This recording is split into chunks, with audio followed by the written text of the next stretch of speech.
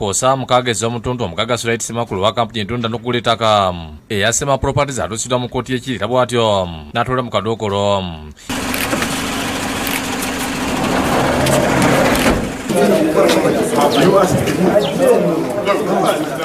Eno gyagirwa n'abasibe abalala ne basimbibwa amaaso g'omulamuzi Rose Nsenge.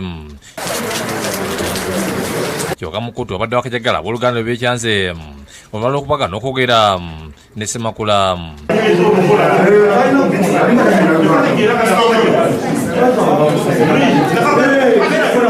Omulamuzi Nsenga asomedde Semakula emisango egivunaanibwa omubadde okunda ebintu by'abantu n'ajeegaana.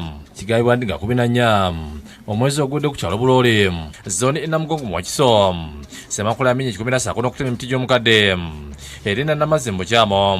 Emisango ena gimuguddwako ne bannabalala abakyanoonyezebwa.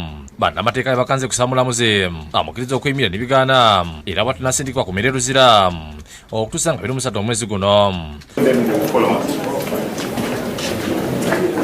Download the app on App Store or Google Play Store now. Vision Digital Experience, the future of media.